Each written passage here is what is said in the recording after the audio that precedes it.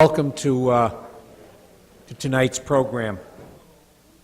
My name is Gary Prevost. I'm the director of the Global Awareness Lecture Series and also a member of the Political Science Department and Latin American Studies.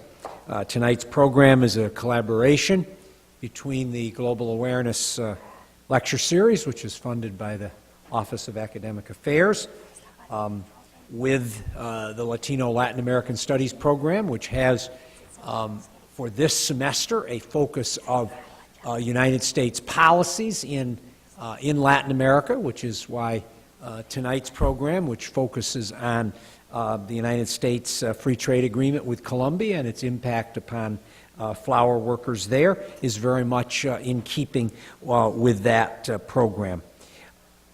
I do have an important announcement. Some of you who have been focused on our lecture series this fall know that back on the 16th of September, we were to have started with my colleague Carlos Oliva Campos from the University of Havana's History Department to talk about Cuba and its relations with the United States and the rest of Latin America. Carlos has received his visa from the U.S. government to travel to the United States and will be with us next week. So that program has been rescheduled for a week from tonight, one floor above us in Quad 264. So you will be receiving notice and information on that program.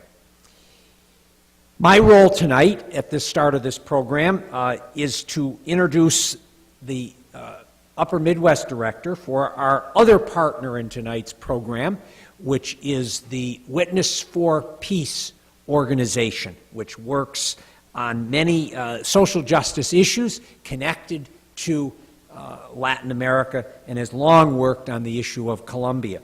So it's my pleasure to introduce Elise Roberts, who will introduce you to tonight's guests. Elise?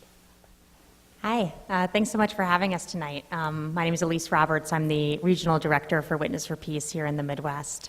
And I'm just going to take a couple minutes to tell you a little bit about Witness for Peace and why we're focused on Colombia and the flower sector today. So Witness for Peace, our mission is to support peace, justice, and sustainable economies by changing U.S. policies and corporate practices that lead to poverty, oppression, and human rights violations. So we're specifically focused on actions of the U.S. government, U.S. foreign policy, and U.S. corporate behavior, the behavior of businesses, U.S.-owned businesses in Latin America, and the connections between those and human rights violations in Latin America.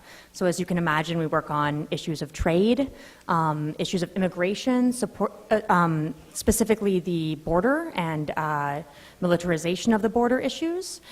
We work on military aid, specifically tied to the drug war. And we work in Cuba as well on the embargo and Cuba policies. So under that mission, why would be focused on Colombia? Some of you might not know that the U.S. government and Colombian governments have very close ties. Colombia is the second highest recipient of U.S. aid, second only to Israel. We've given over $7 billion in U.S. taxpayer money to Colombia since the year 2000. So as taxpayers and folks living in the U.S., there's a very clear connection and a very clear responsibility for how our money is used there. The other reason we're focused on Colombia is that the last set of bilateral trade agreements, including agreements with Korea, Panama, and Colombia, the agreement with Colombia was there was a lot of concern about human rights violations, violence against unions, and workers' rights violations in Colombia. And so as we were signing this bilateral trade agreement, there was a lot of focus on how we ensure that workers' rights are honored when we open up our markets to trade. Within the Colombia-U.S. Free Trade Agreement, we passed what's called the Labor Action Plan, which is a small document of recommendations of how we're going to increase workers' rights in certain sectors. Those included 5 major sectors, and one of them was flowers. So 2 years after the passage of that agreement is a great time to be looking at it, seeing if it's worked, and seeing if workers' rights have increased in Colombia. The final reason we're focused on flowers is that living here in the northern part of the U.S., there's a very clear supply and demand relationship in the flower market. The vast majority of flowers produced in Colombia come to the U.S., and the vast majority of flowers that we have in the U.S. come from Colombia. So there's a clear, we demand flowers in the northern parts of the states, they are supplied by Colombia, and kind of this almost bilateral trade that we have between the two countries. Understanding that, you can see how when leading up to certain times where there's an increased demand in flowers, Valentine's Day when we're celebrating people that we love, and Mother's Day when we're celebrating our families and our mothers, is when there's an increased demand on the sector and increased pressure on the workers in that sector. As you'll hear from our speakers today, they're forced to work sometimes 20, 22-hour days, forced to spend time away from their family, and oftentimes not compensated in appropriate ways, leading up to our celebrations where we want flowers. So we should be thinking about both how we can have governmental policies and consumer patterns that create more sustainable jobs and more sustainable relationships for workers, both in the US and in Colombia. So I'm going to leave it there with a little taste about why we should care and why we should be connected to these issues and how we are connected. And I'm going to pass it off to our featured speakers. We are on day 18, I think, of a 25-day tour around 5 states. It has been a complete honor to be speaking with Josefa and Leo from the organization Cactus. And so without further ado, please join me in welcoming them.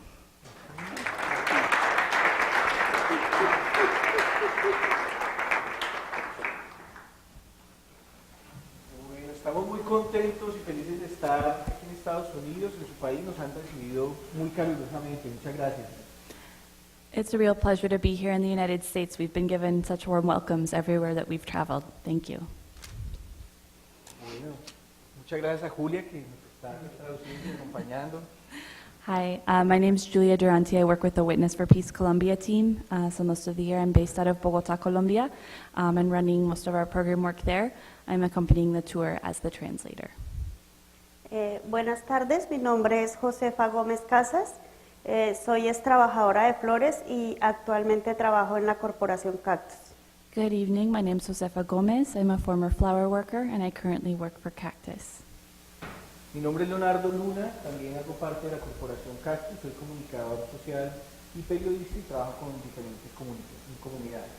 My name is Leonardo Luna. I have also worked for Cactus, and my background's in communications and journalism. I now work in a number of community organizing processes.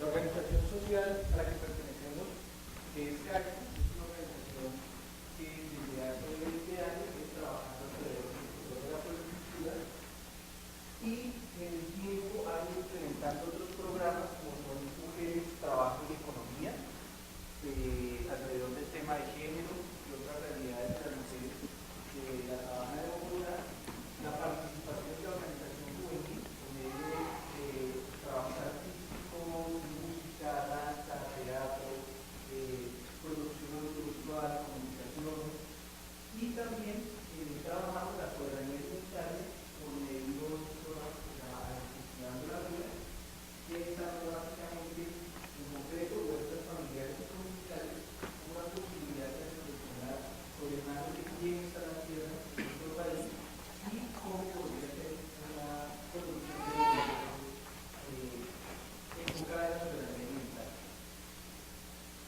Cactus is an organization that was founded around about 20 years ago to address concerns that flower workers had about the working conditions in their sector.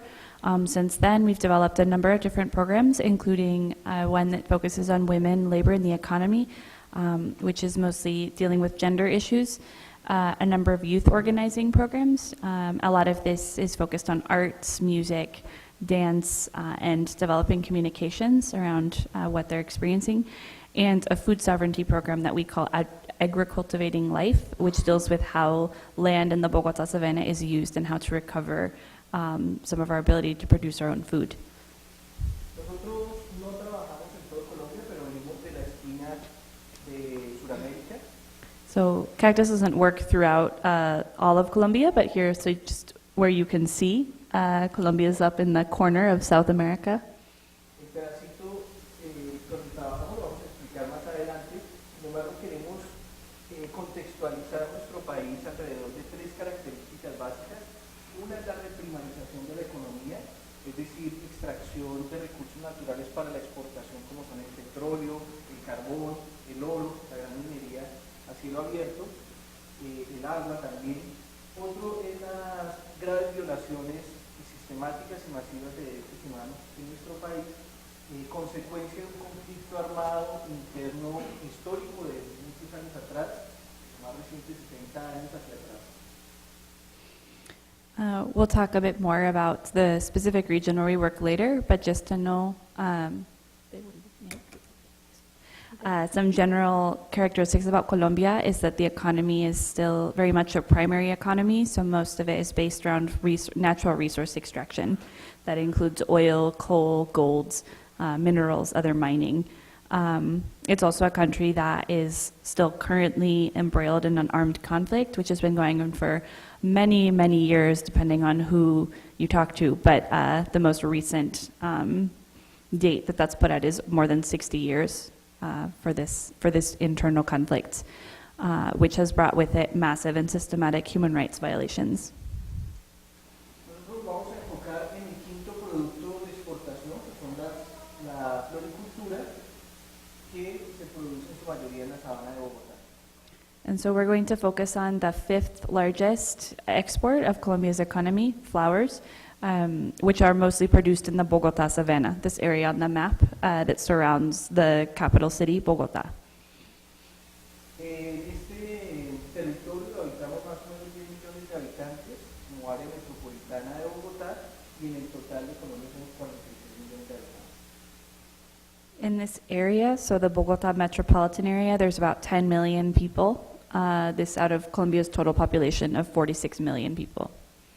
Es en este territorio donde, a partir de una investigación de la Universidad de Chicago, se implanta en 1960 hacia adelante la floricultura, debido a sus tierras fértiles en agua, sobre todo de agua subterránea. The Bogotá savanna is sort of the heart of flower production in Colombia, largely because of a study that was done by the University of Chicago in the 1960s, which identified the soil and the water resources in the Bogotá savanna as particularly fertile and apt for flower growing for export. Como bien lo decía Elis, no solamente somos el segundo país receptor de ayuda militar de Estados Unidos, sino que somos el segundo país exportador de flores en el mundo después de Holanda. De todo lo que producimos, el 95% se exporta, y de esas exportaciones, el 76% viene para acá, para Estados Unidos, un 5% para Rusia y un 4% para Japón. As Elise mentioned, Colombia is the second largest recipient of U.S. military aid in the world after Israel. It's also the second largest flower exporter in the world after the Netherlands. So 95% of the flowers that are produced in Colombia are for export. And of those flowers, 76% are exported to the U.S., followed by 5% to Russia and 4% to Japan. Para desmenuzar la situación de la floricultura, Josefa, que ha trabajado mucho tiempo en esto.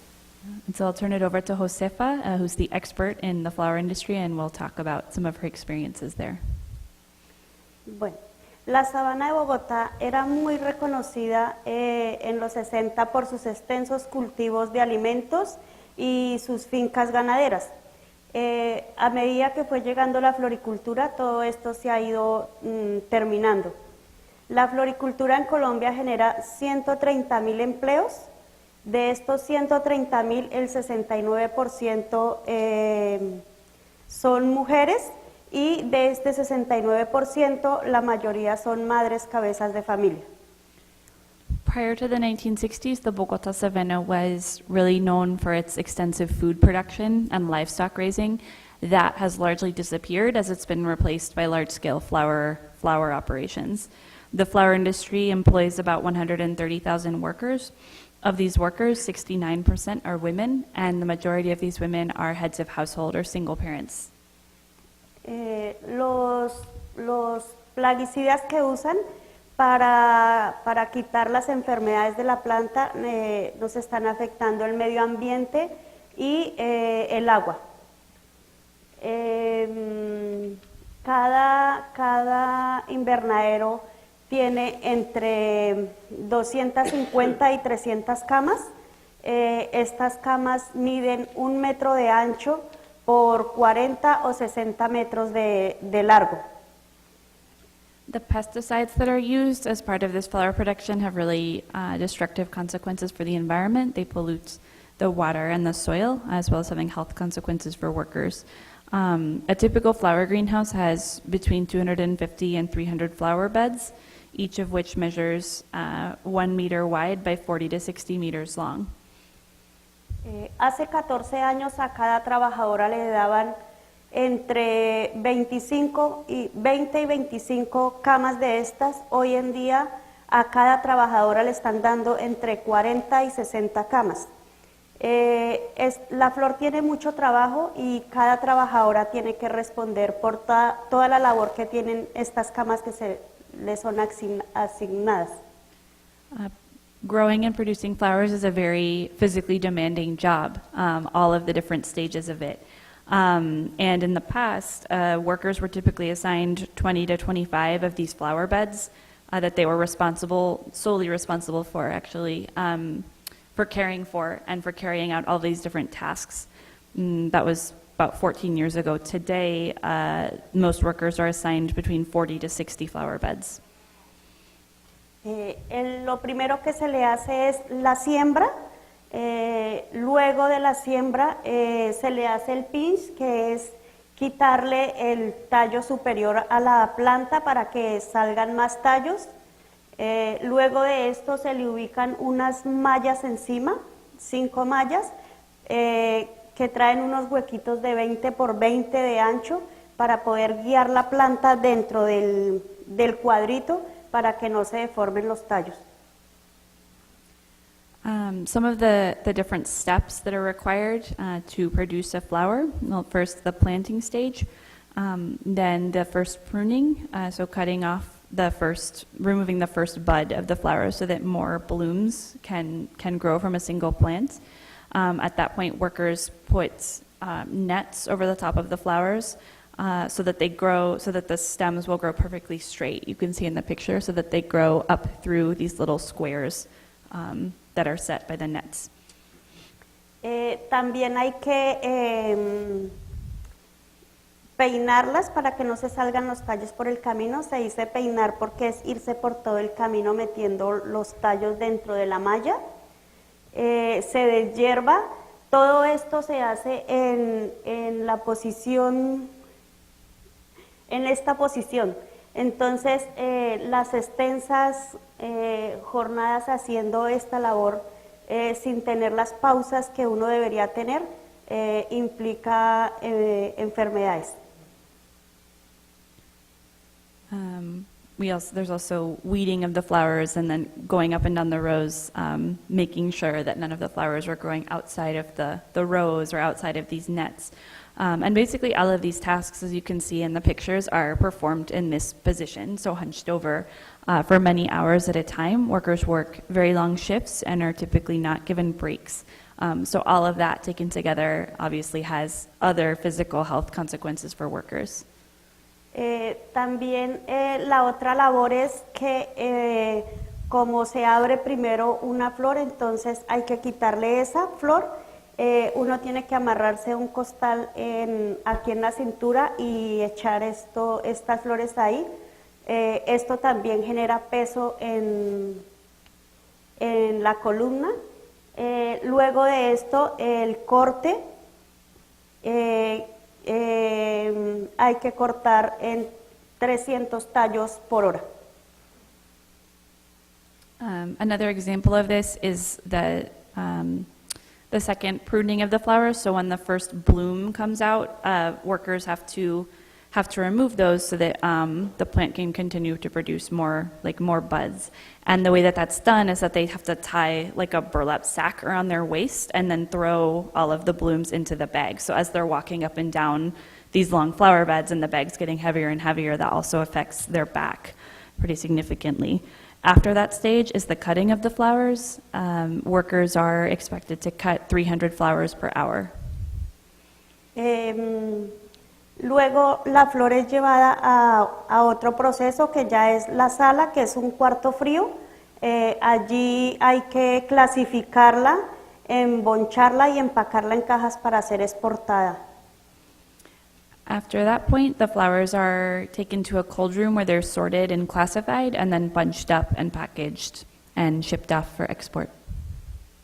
Todo este trabajo deja muchas enfermedades, pero estas no se reflejan a corto plazo, sino a largo plazo, como es por los químicos, cáncer en la piel, en la sangre, por las posiciones con jornadas extensas, la columna, por el corte, el túnel del carpio y otras enfermedades más por la labor. And so all of these different stages taken together, again, really impact worker health. The chemicals that are used are linked to blood cancer and skin cancer, and the repetitive motion and the physical nature of the job, especially being performed in the same position for many hours at a time, leads to back injuries and carpal tunnel syndrome as well from the cutting of the flowers. And again, these are illnesses that aren't necessarily reflected right away, but rather are building up over time as a result of long-term exposure or long-term repetitive motion. Bueno, ya les comenté un poco sobre el proceso para poder sacar la flor. Ahora les voy a contar algo que pasó en la última finca que trabajé. Allí los empresarios no tienen solamente una finca, tienen varias fincas en todo el municipio. So that's just a bit about the process, the labor that's required to produce a flower. Now I'd like to talk to you about my experience at the last flower company where I worked, which didn't just have a single flower field. They had many, many different fields throughout the savannah. Esto ya, lo que les voy a contar ya venía pasando en otras fincas. Allí lo que hicieron fue hacer un cambio de razón social, que fue cambiar el nombre, dejarse de llamar UESMA-CEU y pasar a ser Falcon Farms, porque sigue siendo el mismo dueño. Esto lo hacen ellos para salir de la gente que lleva muchos años allí trabajando, también de la gente que está ya enferma, que no da el rendimiento que ellos necesitan, y así pues también ahorrarse la plata que le tienen que pagar a las personas por como es su indemnización, todo lo que le deben pagar de ley.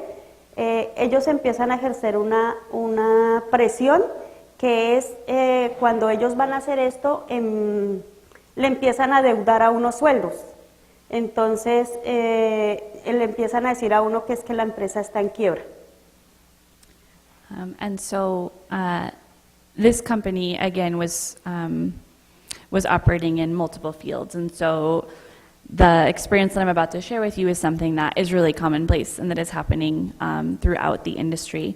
But this company, which was called Wexmax EU, as you can see up there, announced to the workers that they were going to be changing the name of the company, that now this company called Falcon Farms was going to take over the fields.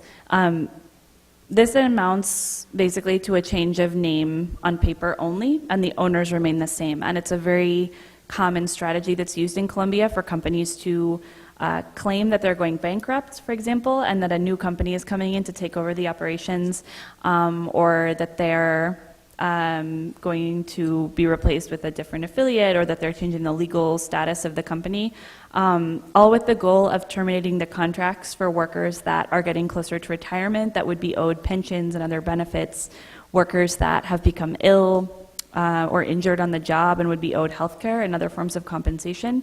So it's a mechanism by which the company can fire those workers and replace them with new workers with new contracts that often have much more exploitative terms for those workers. And so the company changes a name on paper only. It's the same owners, and typically they're operating in the exact same fields and locations that they were operating in before. And so one way that they undergo these sorts of changes is to say that they're going bankrupt and to start to pressure the workers by not issuing them their paychecks and saying that they don't have money to pay them. Ellos empiezan a hacer otra clase de presión psicológica. Allá hay unos horarios que es, ingresa uno a las 6:20, tiene que estar ya uno en el cultivo trabajando y termina a las 2:30.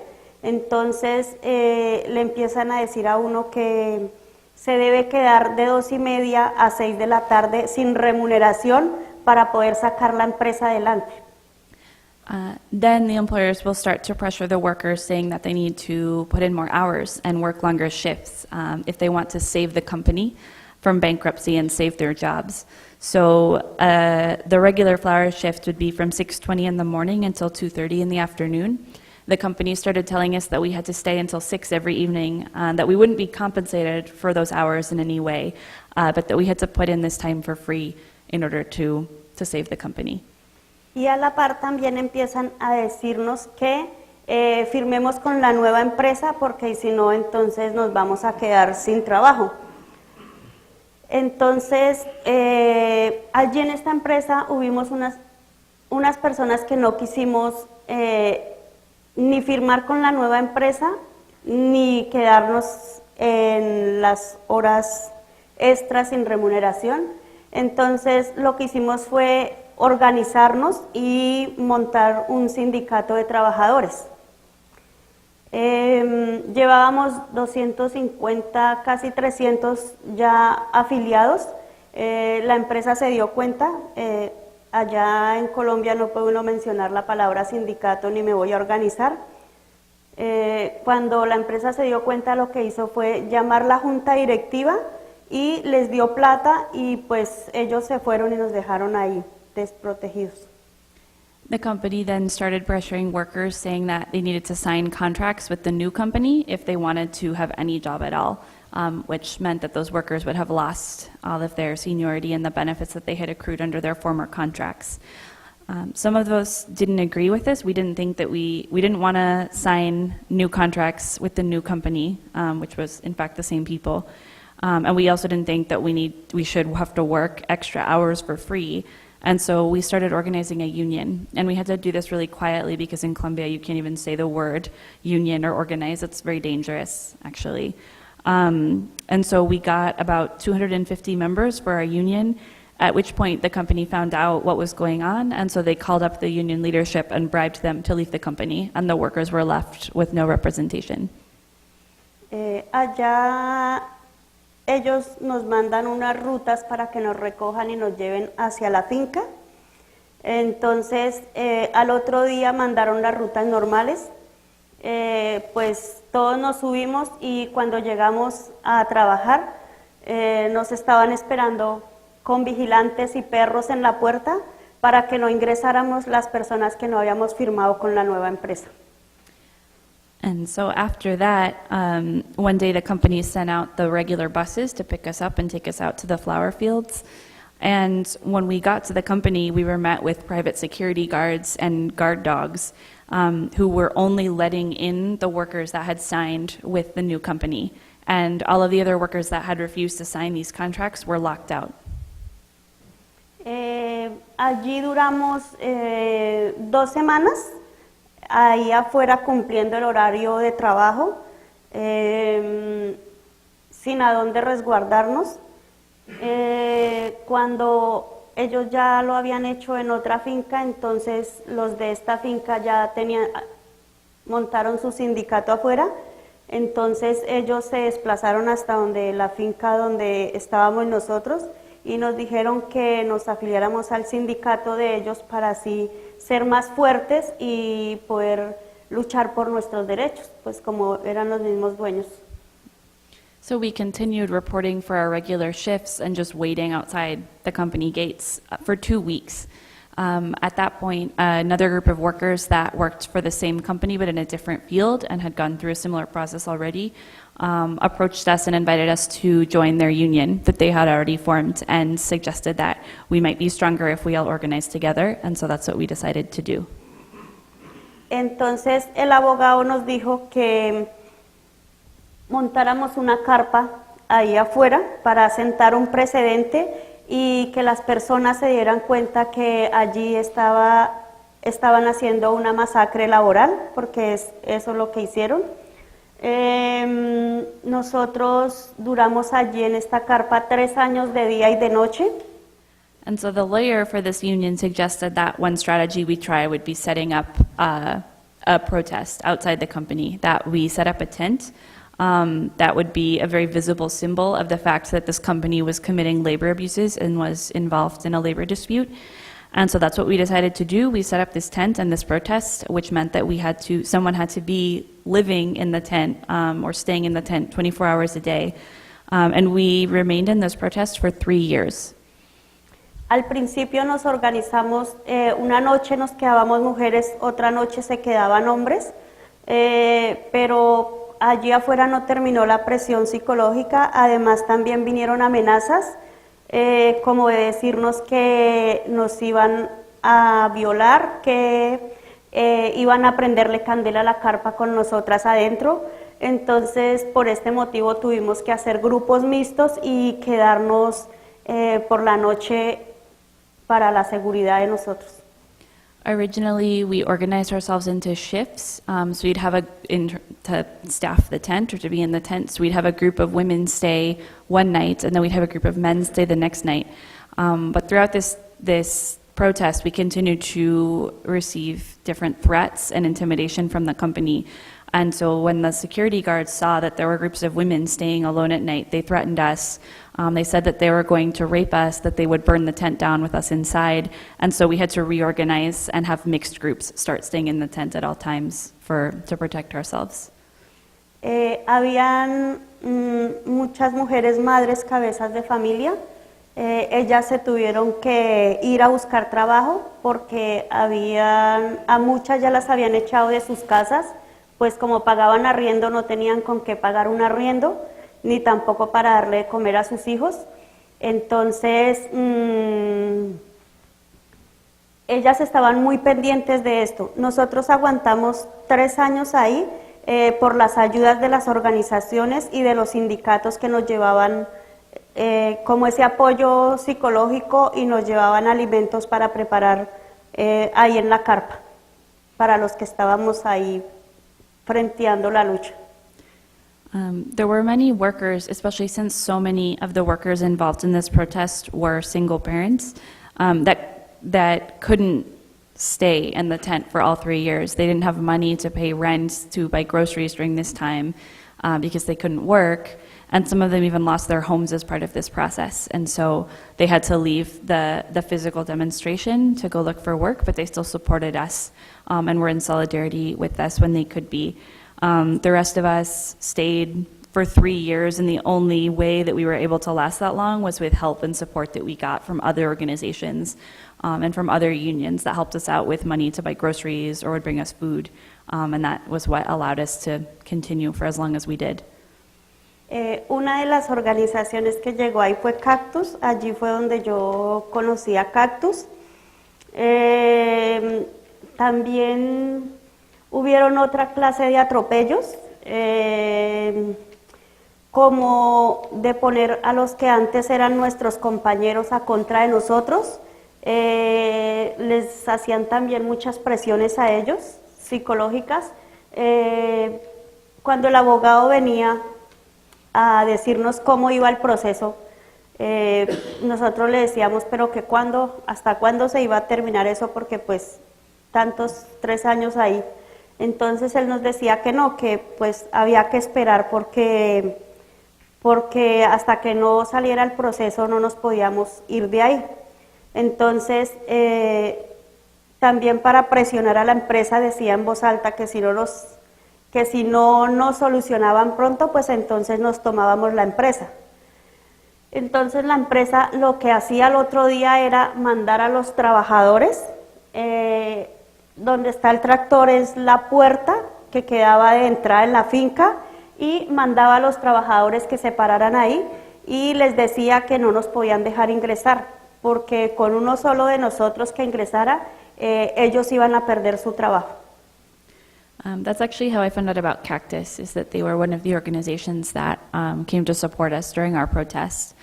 In addition to the threats we received, the company tried to turn the workers inside that had signed contracts with a new company, many of whom were our former coworkers. They tried to turn them against us. And at one point in particular, I remember that the lawyer came to meet with us, and we were really impatient because this process had been going on now for a couple years. And so we asked, like, when are we going to get a resolution? When are we going to see something change?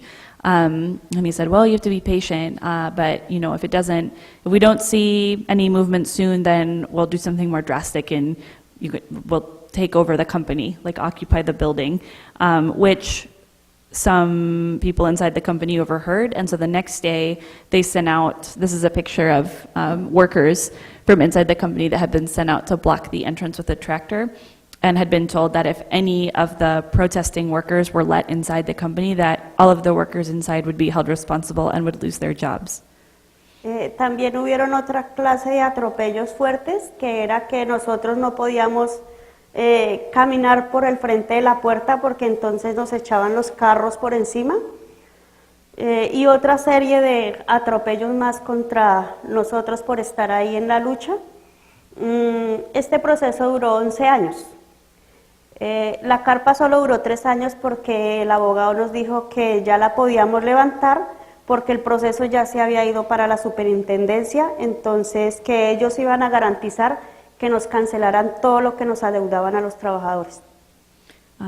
There were other intimidations and pressures as well. We were afraid to even walk in front of the company because sometimes they would try to run us over as we were out there. So it was very little regard for the workers that were protesting, and many attempts made to intimidate them into leaving.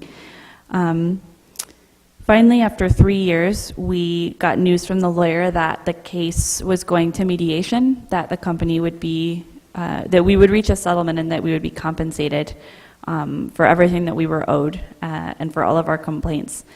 That whole process took 11 years to conclude. A los 11 años nos llamaron, nos dijeron que nos acercáramos, que ya el proceso había salido a favor de nosotros, entonces que fuéramos a reclamar nuestros pagos. Nosotros fuimos y no tuvieron en cuenta que habían personas de 25 años, personas a punto de pensionarse, ni que no lo habían podido hacer porque ellos no habían pagado un poco de tiempo la salud. A todos nos dieron entre 500,000 y a la persona que más le dieron $1,000,000. After 11 years, we got a call saying that we had won, that the company was going to pay us and that we could come and pick up our payments. And in this group of workers that have been involved in this protest, again, there were people that had been with this company for 20, 25 years before they were locked out, workers that should have been owed retirement, workers that had serious health conditions and were in need of health care, which they hadn't been able to get this whole time because they didn't have coverage. And in the end, none of that was reflected in what the workers were given. We each received between $250 and $500 total. Esto sigue pasando. Ya les conté muy resumido lo que pasó en la última empresa donde trabajé de flores. Ahora me gustaría comentarles un poco sobre un acompañamiento que hice ya como cactus. And so that's just a very summarized version of my experience, one of my experiences as a flower worker. I'd like to talk a bit now about my work with Cactus, which has been accompanying workers that are involved in similar labor disputes, because this type of thing is very common and keeps happening today. Aquí en esta empresa iban a hacer lo mismo que hicieron con nosotros, solo que los trabajadores se dieron cuenta y ellos se tomaron la empresa, armaron la carpa dentro de la empresa. Yo allí lo que hice fue ir y llevarles materiales para que ellos aprendieran un poco más qué hacer para poder defender sus derechos, contarles también la experiencia que había tenido en la empresa. And so one case in particular that I accompanied with Cactus was a group of workers that who were working at a company that was about to do the same thing with declaring bankruptcy and laying off workers. But in this case, the workers didn't wait to be locked out. They actually did take over the company from inside and set up their demonstration inside the building. And so I was responsible for meeting with them and bringing them just different educational materials around their rights in the workplace, how to defend those rights, and sharing with them some of my experiences in other companies. Allí hicimos también marchas, marchamos hacia el municipio a hablar con el alcalde, pero esto no pasó nada porque las autoridades locales están muy unidas con los empresarios, entonces lo único que logramos fue como sentar un precedente para que la gente se diera cuenta de lo que estaban haciendo en esta finca, porque el proceso está ahí, o sea, no ha tenido ningún cambio. We also organized marches with these workers. You can see pictures. The signs are asking for things like paychecks, healthcare, protective equipment, just really basic stuff. We also met with the mayor, some of the local mayor's offices in flower-producing cities, but we didn't really see much come out of those meetings because local governments are often very closely aligned with flower companies. So basically, through this whole process, we raised awareness around what was happening in the industry and set a precedent of what was going on, but we didn't see a concrete solution or improvement for the workers involved in this case. In fact, that case is still pending today. Ellos hacen esto siempre allá se dice en temporada baja, que es cuando no hay muchos pedidos. Cuando más hay pedidos es cuando celebran aquí el San Valentín o el mes de la madre. Entonces, en este tiempo a ellos les queda bien hacerlo porque pues no tienen mucha demanda. Lo que hacen es, toda esta flor ya está pasada de corte, entonces ellos prefieren botar toda esta flor que venderla para pagarle a los trabajadores lo que les adeuda. When companies undergo these types of changes, when they declare bankruptcy or change their name or lay off workers, they typically strategically time it for the low season. So after Valentine's Day and Mother's Day in the United States, which is the highest demand and the busiest season for Colombian flower companies. So companies ensure that they're able to meet that demand through the high season, and then as soon as that's over, they basically pack up shop and will just leave whole fields of flowers to rot. No effort is made to sell these flowers in the domestic market or market them in any other way. And it's a really cruel irony that this is happening as these companies are saying that they don't have money to pay their workers, even their regular paychecks. So it's like they would rather let that all go to waste than try to pay workers what they're owed. Muchas gracias por escucharme. Thank you for listening.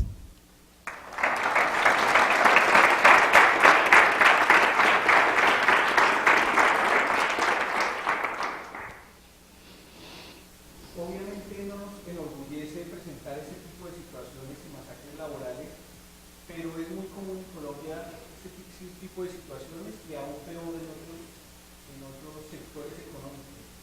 Colombia es el país más peligroso para ejercer el sindicalismo y lo sustentan estas desafortunadas situaciones. We're not proud to come and share stories about these types of labor abuses that are going on in our country, and not just in the flower industry, but across different industries in the economy.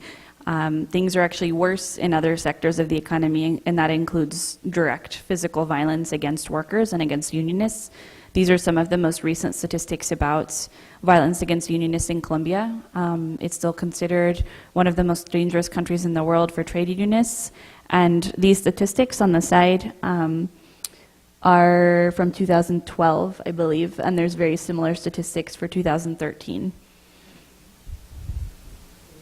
Sin embargo, nuestra agenda está enfocada en la floricultura a razón de que queremos tener un mensaje alrededor del Tratado de Libre Comercio que firmó nuestro país con Estados Unidos en el 2012, y es que no ha beneficiado a los trabajadores y trabajadoras en Colombia, sino que por el contrario, solo ha beneficiado ciertos sectores de la economía nacional en términos de sus ganancias a los empresarios.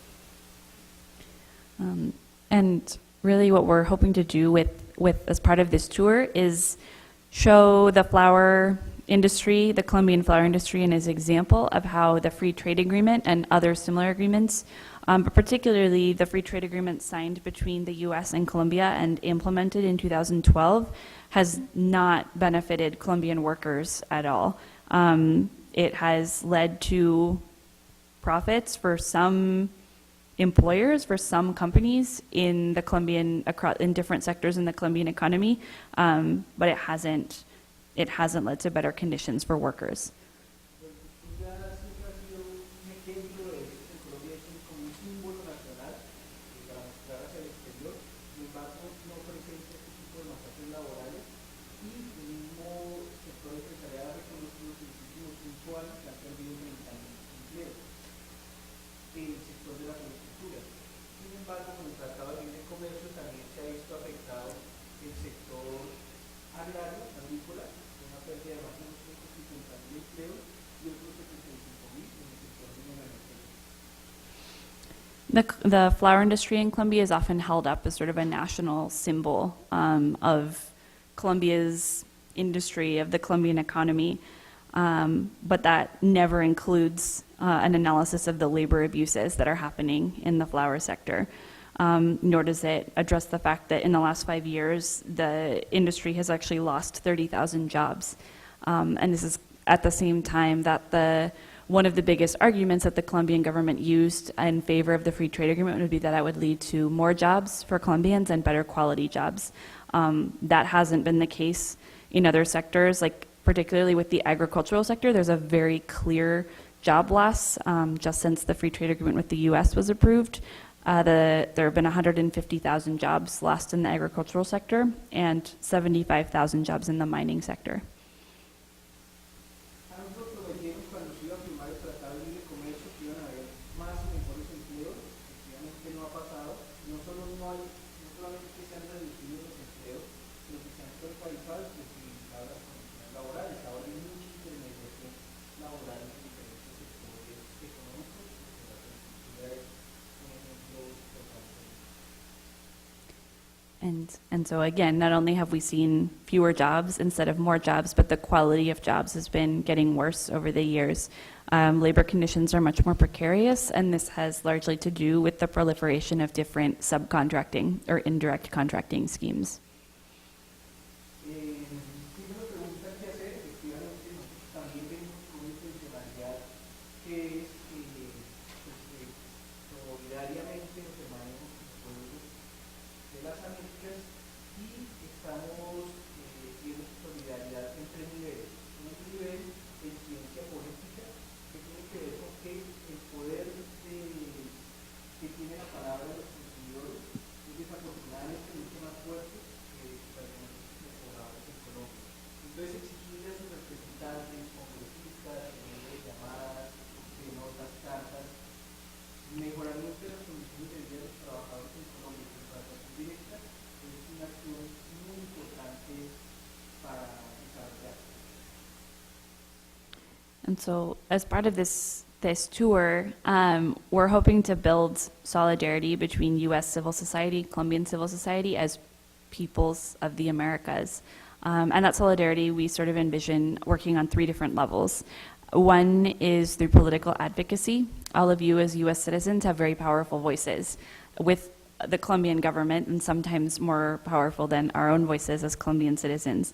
And so continuing to advocate with your congressional representatives around this issue of better conditions for Colombian workers, especially related to, as it relates to direct contracting, which is a very large focus of the labor action plan signed between the United States and Colombia, is really important. Nosotros dos niveles tienen que ver con la difusión de esta información. Nosotros no estamos desarrollando una campaña de boicot al consumo de las flores, pero sí creemos que es importante que los consumidores sepan en qué situación y en qué condiciones se están produciendo las flores que ustedes consumen.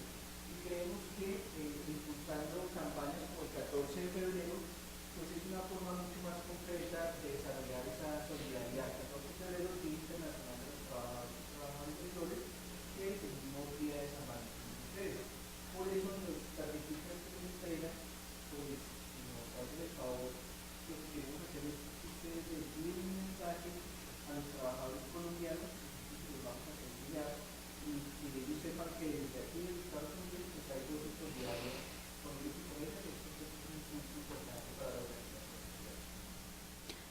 Another way to build solidarity is through educating people, through raising awareness around these issues and around these realities for Colombian workers.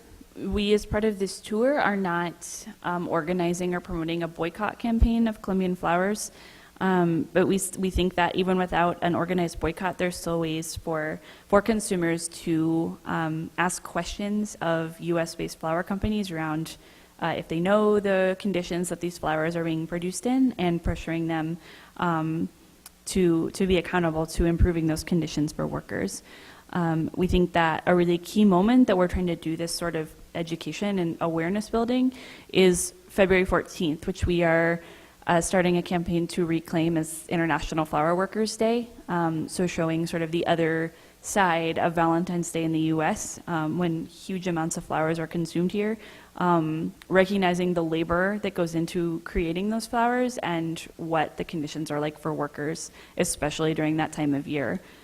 And so the last thing then is that as part of that campaign, we are passing out just little squares of paper, and if people are willing to write a quick message of support or solidarity for Colombian workers, it can be in English or Spanish, and we can translate it.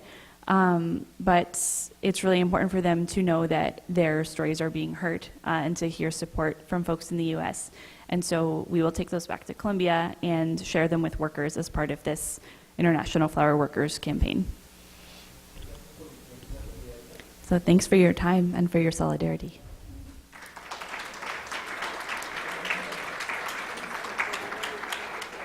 Okay, we've had a very interesting and challenging presentation.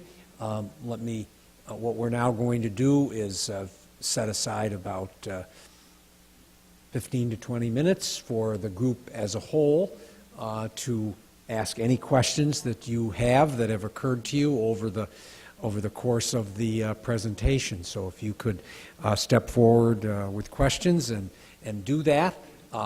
And then once the formal program is over, the reading circle group, if you will come up to the front, and I will lead a brief, probably about a 20-minute conversation about what you've heard tonight. So, but general questions, please.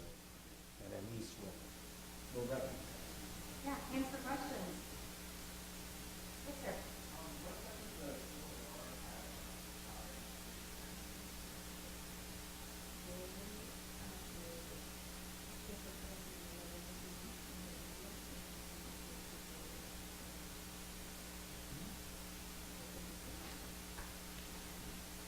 Una pregunta muy interesante y muy estructurada sobre el país.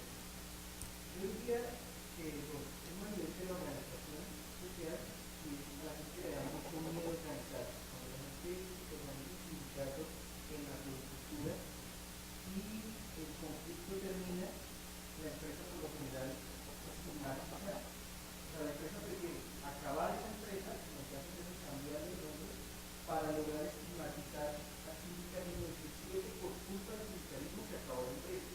Pero además está el miedo de los trabajadores a entrar en las listas negras laborales, y es que si usted hace parte de los sindicatos ya no lo vuelven a contratar.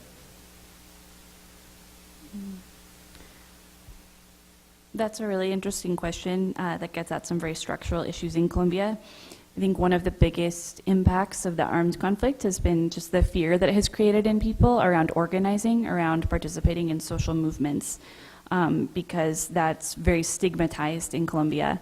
And for trying to organize a union, for example, in the flower industry, workers are often blacklisted and unable to work. And so they're really afraid to speak out about what they're going through and afraid to try to defend their rights. So in terms of stigmatization of some of those groups, that's largely to do with the fact that many groups that are perceived as being like part of the left or different forms of citizen expression are stigmatized as being like part of the guerrilla insurgency. And so it's a way of discrediting citizen expression to just say like that somehow it's been infiltrated by the guerrillas, or that the people that are participating in these movements sympathize with them in some way. And then therefore using that to justify really, really intense forms of social repression detention, arbitrary detentions, like violent repression of protests, things of that nature, all the way up to forced disappearances, targeted assassinations, and really serious human rights violations. And that can also be the explanation when there is targeted violence against union leader. It can be seen as, oh, this is part of the civil war, this is part of the general violence. That it, instead of being seen as a structural attack on certain groups. Other questions? Go ahead.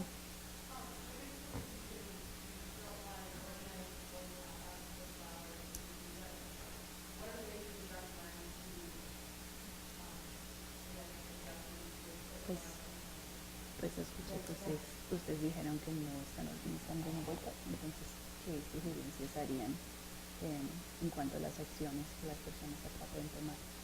Me imagino que Liz también pueden aportar.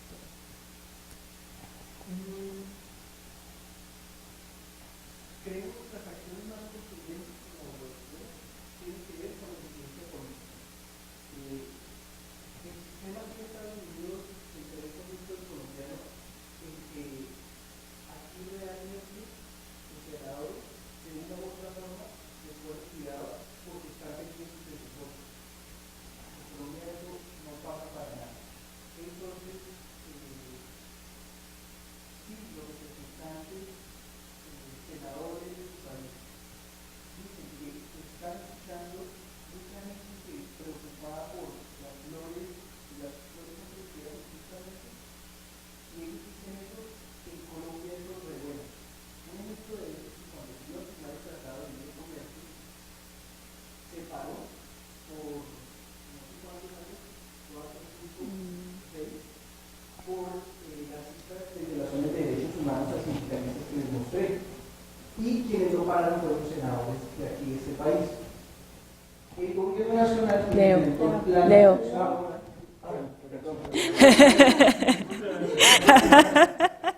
Para no como olvidar partes claves. Más cortico. We think that political advocacy is really important, that talking to your congressional representatives and senators. There's a lot of money in U.S. politics, a lot of powerful interests, but there's still politicians that are accountable to their constituents, if only for the fact that they want to keep their jobs. So you have the ability to write your senators, to call them, to meet with them, and senators here and House representatives as well will typically calculate, like, a phone call from someone about this issue means that there's, I don't know, a couple hundred people that are concerned about it. I think an email is worth less, like a physical meeting is worth more. So they have different sort of like ratios that they put on what they're hearing from their constituents about these issues, and that is going to make them more likely to act if they think that there's a whole bunch of people that will vote against them if they don't follow through on something. That doesn't happen in Colombia. Like, that whole process is completely impossible. And so we think that it's really important for people here to take advantage of the fact that you still have access to those channels, to hold the U.S. government accountable for the promises it made as a result of negotiating this free trade agreement with Colombia, which was, at the time, hugely controversial and was actually delayed in Congress for, I think they started talks on it in like 2003, 2004, and it didn't actually enter into effect in 2012, until 2012. So the 8 years that it was held up was due to concerns that people, like U.S. citizens, like civil society, and organizations were expressing around human rights and labor rights in Colombia, which is what led to then the Labor Action Plan, which was supposed to be a way of improving those conditions.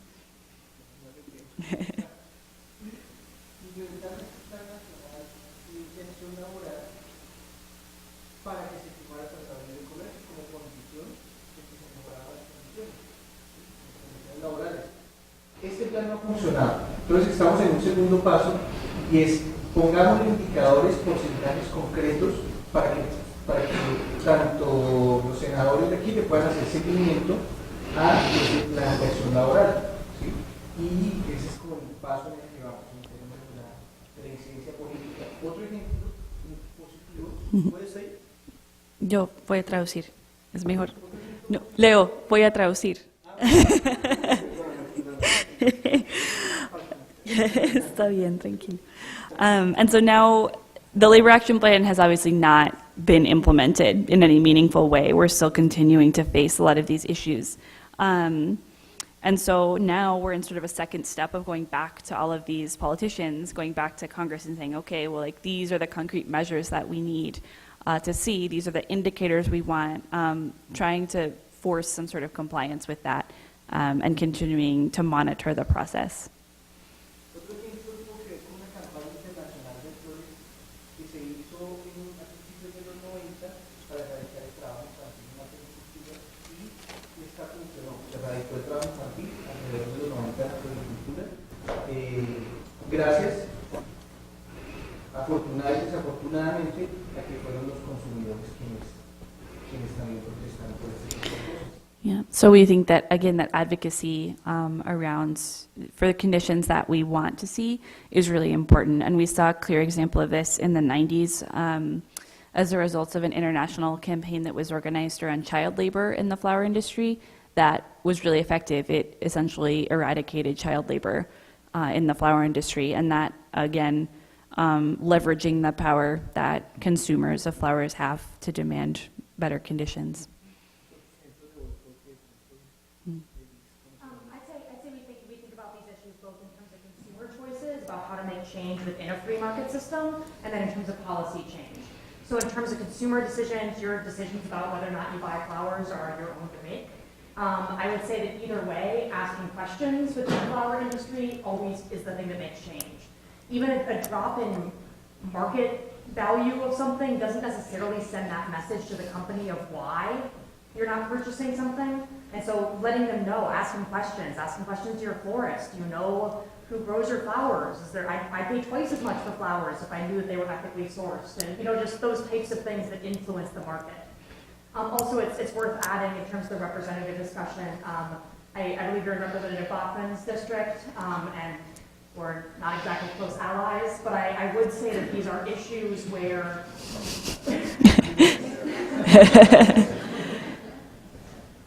you know what district you're in.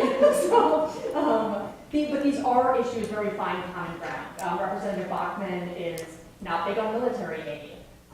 She's not big on things that take away American sovereignty, like broader trade agreements. In fact, she wrote a letter against the Trans-Pacific Partnership, which is the next big trade agreement that's being debated. So there are places where we can find common ground on policy issues, and I encourage you to find those. They're there. Yeah. Has there been any movement in the flower industry? You brought up the question of, where do your flowers come from, and you're willing to pay more. The whole fair trade movement that does allow consumers of some products in Europe, the United States, and Japan to have them certified. Has there been any movement around that approach to the flower production in Colombia? A partir de esta campaña internacional que les comentaba, también los empresarios decidieron adoptar sellos, códigos de conducta.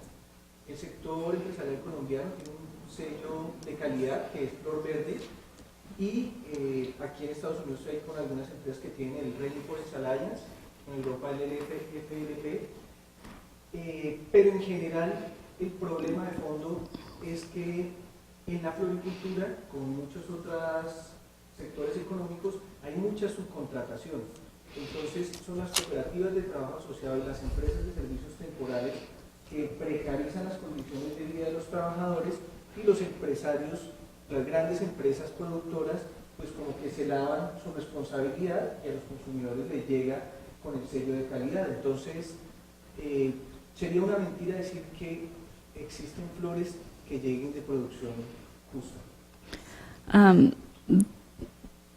Another response that the flower industry had to increasing concerns around conditions in the industry was to create their own fair trade certification. So they determined some conditions, like environmental and labor conditions, as part of like corporate social responsibility campaigns, and created this green flower certification that they would put on things. There's also others, like the Rainforest Alliance is a really common one in the States, and then the FLP, the FLP certification for the European Union, which are just other common examples of fair trade certifications. But unfortunately, in the flower industry in particular, there's so much subcontracting that you don't know if those conditions that the company says it's complying with are actually true for workers on the ground. Because if they're employed by a really exploitative temp agency that doesn't comply with any of those conditions, then it's fairly meaningless. So the company is able to both like remove its responsibility for some of the abuses by saying, well, like that's not us, that's our subcontractor, or our temp agency, or this other like fake worker cooperative that's committing these abuses, and then also take advantage of sort of the green market, like getting additional consumers by saying that they're complying with these conditions. It's basically greenwashing. Me gustaría complementar también diciendo que alrededor del tema del comercio justo, el sector colombiano de la agricultura dice que es 100% nacional, y de las exportaciones y de las principales empresas que producen las flores, de 7, 5 reciben capital estadounidense. Y estas son las principales y creo que es importante que las conozcamos. Elite Flowers está en 5 estados de Estados Unidos, Sunshine Bouquet tiene su casa matriz en New Jersey, y Bouquet Network con esas distribuidoras, el grupo Chía con estas distribuidoras, y donde se concentra la mayor ganancia, creo que en casi todos los negocios pasa lo mismo, es en la distribución y la comercialización. Another thing is that the flower industry likes to promote itself as being this 100% Colombian industry, Colombian-owned, Colombian-produced. I love that. Of the 7 largest flower companies or most profitable flower companies in Colombia, 5 of them have really strong U.S. connections, are receiving U.S. capital in some way, or have U.S.-based distributors. And in the flower industry, as in most industries, actually most of the profits don't come from producing flowers, but in their distribution and marketing. So it's really important for people to know about that. You can see some of the examples up on the chart here. And then from the distributors, they get sent on to like Walmart or grocery stores, I don't know, wherever you buy flowers here. But that's another reason why it's really hard to follow up, to monitor all the different stages of the process and ensure that there's fair conditions throughout. And just on a really basic level, this is one of the things that globalization does. So we have trade between 2 different countries, and we have control over what happens within our own borders of regulating workers and that sort of thing, but then we can't go in and, tell Colombian companies what to do. And there's this level of so many levels of subcontractors just makes any sort of advocacy much more difficult, because they can say, the person at the flower store can say, oh, I don't have any control over the distributor, and the employee, the company in Colombia can say, we don't have any control over the prices they're giving, because there are so many stages in between. And it's one of the reasons why, for us, we need to be working from both directions. We need to be working with Colombian flower workers that are organizing and pressuring the company, and they need to be feeling the pressure from the consumer side as well. Escuchar las noticias sobre las condiciones de trabajo es descorazonador totalmente. Saber sobre el uso de pesticidas, por ejemplo, saber la cantidad de horas seguidas en una posición es un atentado contra la salud, es una confirmación de una esclavitud total. Would you mind translating? Yeah. Oh, or- hi. Well, it's just disheartening to learn about the working conditions of people, to learn about the pesticides that are being used, the countless hours working always in the same position. It really is, it's disheartening completely. I think it is a form of slavery. And how can we put up with that? How can we allow that from happening? Sí, un poco por eso es que ellos hacen estos cambios de razón social, para sacar a la gente enferma. Yo duré en esta última empresa 4 meses en cama, tengo 2 hernias en la columna, no pude volver a conseguir trabajo en las flores por las consecuencias, y esto pasa, y hay gente que está peor que yo, como que tiene que ir a hacerse diálisis todos los días por el cáncer que tienen en la sangre. Eso Yeah, I mean, I spent, in the last company that I worked for, I was on bed rest for 4 months because I had 2 hernias, which also prevents me from continuing to work in the flower industry. Like, I can't ever go back and do that. And there's people that are much worse off than I am, workers that have to get dialysis because the cancer that they've developed as a result of exposure to these pesticides. No hay una ley que proteja esto porque dicen que esto lo tienen que asumir es riesgos profesionales y como riesgos profesionales están aliados con los patrones, por lo menos a mí no me dieron una calificación ni siquiera para darme una indemnización ni una pensión, nada. Y yo quedé fregada así como más de una persona está fregada y sin ninguna solución. And it's really difficult to get, there's no protections for workers that develop these types of injuries or illnesses because the most common illnesses in the flower industry are typically not recognized as occupational illnesses, but rather as just regular or sort of common injuries. And so workers are unable to get health care, like they can't get coverage for any of this stuff that they've developed as a result of years working in this industry. And they're left unable to do the work that they've been doing for years, and unable to oftentimes find other work, and without health care. We're getting close on time, so we'll hang out for a few more minutes. So if you have follow-up questions, please feel to come up and ask directly. We're happy to interpret for you. I just want to end on a couple of things. One, I encourage you to go and get some of the papers that are over to my left to your right.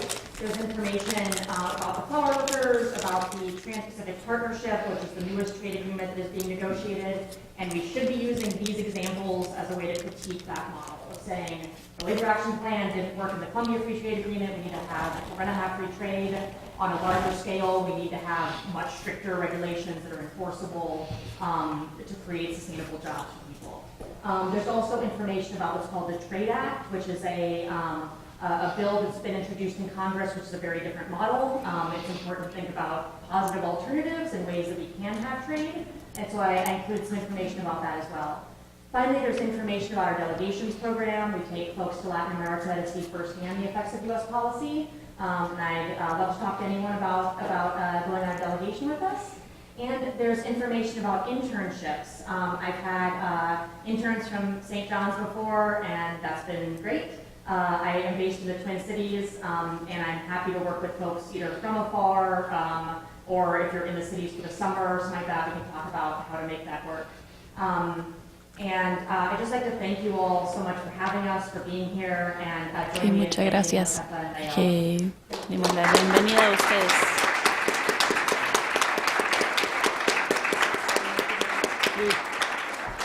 No, many thanks to all of you and everything that you've shared with us tonight. For those that want to interact with them, well, they'll be over on this side of the room. And if I could have the reading group come up here on this side of the room, please.